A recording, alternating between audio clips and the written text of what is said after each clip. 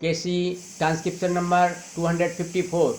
Before I proceed to offer a few observations on the budget, I would like to deal with a preliminary point. A few days before the presentation of the budget, we were led to believe that with the budget papers would be circulated reports from the different ministries giving the salient features of the administration of each ministry during the current year. These papers, I'm sorry to say, have not reached the members of the House, and I am bringing up this point in the hope that before we give notice of cut motions, at any rate, these papers will reach us. In the course of the speeches which have already been made, there has been reference to one striking point in the budget speech, and that is the striking variation between the original budget estimates presented last year and the revised estimates contained in the budget presented now. Pandit Kunjru somewhat briefly and Professor Shah more elaborately dealt with this point. If I refer it, it is only to remind the Honorable the Finance Minister of a promise which was tentatively made by his predecessor last year, and that is to set up with as little delay as possible a research and planning section in the finance ministry. That is, I think, of the utmost importance. I know that the chancellor of the exchequer in England is willing and indeed would be glad to provide facilities for training three or more for promising young men from the finance ministry in this country, and I hope that Sir Stafford Cripps' offer will be accepted by the finance minister promptly and gratefully. I am referring to this variation between the original estimates and the revised estimates for another region, and that is to indicate that there is nothing sacrosanct about the forecasts for the coming year contained in the budget, especially because my honorable friend has made no allowance at all for economies as a result of the working of the economy committee, nor for reduced expenditure under the heading defense so far as the work of the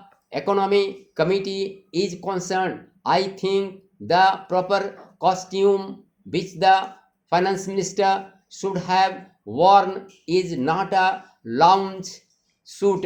If he had been candid to this house, he should have some he would have come forward and told us that this committee has been a complete flop. Last year, his predecessor made a token cut. Pandit Kunjru took him to task for unduly underrating the possibilities implicit in the work of the economy committee this year, profiting perhaps by the experience of his predecessor. Dr. Mathai has been discreetly silent on that point. I am referring to this matter because I think it is high time and he did something positive about it. I would suggest for his serious consideration that the various interim reports of the economy committee referring to the several ministries should be submitted to the respective standing committees of the legislature and a prompt decision taken after the House has risen for the budget session. If necessary, let these standing committees sit day to day until the task has been completed. On the subject of defense expenditure, I would remind Dr. Methai of the promise also made by his predecessor that as soon as normal conditions developed with the siege fire in Kashmir, he would have the defense expenditure scrutinized possibly by a separate committee, and I would like Dr. Methai to consider whether the defense estimates would now be submitted to a subcommittee of the Standing Finance Committee. I think that would be a very useful practice and would lead to the development of a full-fledged estimates committee of this house.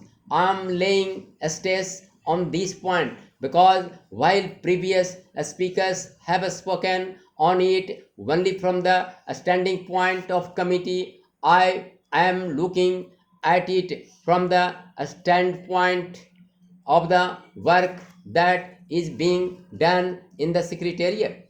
Anyone who goes around the different ministries at the present moment would be stuck with one fact, that is the steady and serious deterioration both in the quality and the quantity of work done in the secretariat. There are many reasons for this, but I think the situation is much more serious than the House has realized. I know that several officers, senior officers of ability, experience, and integrity are only looking forward to the time when they can retire from the government of India.